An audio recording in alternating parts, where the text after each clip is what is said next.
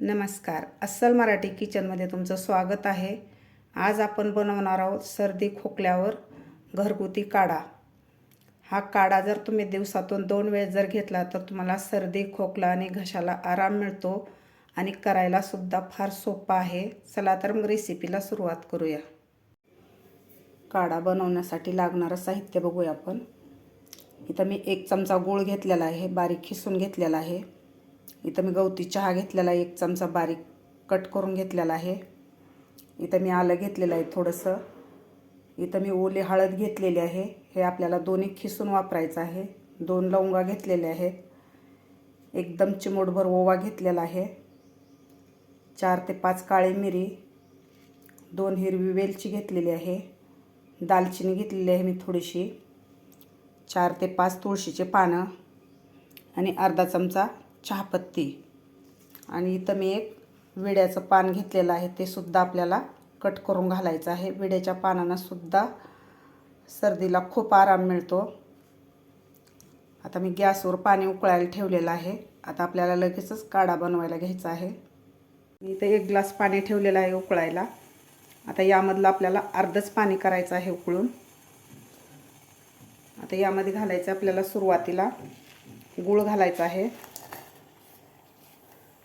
तुळशीचे पानं, दालचिनी, हिरवी वेलची, काळे मिरे, ओवा, लवंग, चहा पावडर आणि गवती चहा. आता यामध्येच आपल्याला हे विड्याचं पान सुद्धा असं बारीक करून घालायचं आहे. अशी बारीक तुकडे करून आपल्याला यामध्ये घालायचं आहे. आता यामध्ये आपल्याला ओली हळद घालायची आहे. तुमच्याकडे ओली हळद नसेल तर तुम्ही आपण जे भाजीला हळद वापरतो ते हळद घातली तरी चालेल, पाव चमचा.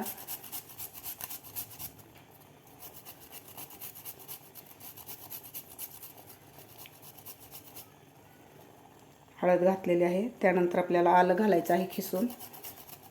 ओल्या हळदीमुळे सुद्धा आपल्याला सर्दीला भरपूर आराम मिळतो.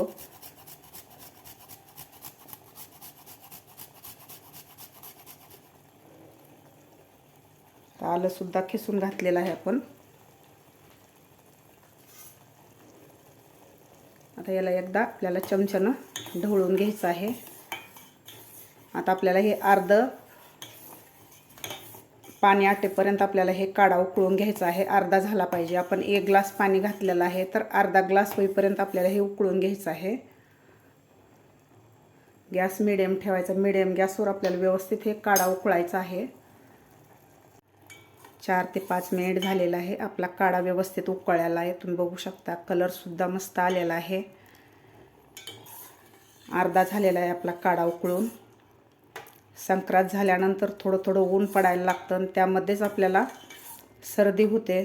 तर त्या सर्दीसाठी अशा प्रकारे तुम्ही नक्की एकदा काढा करून प्या.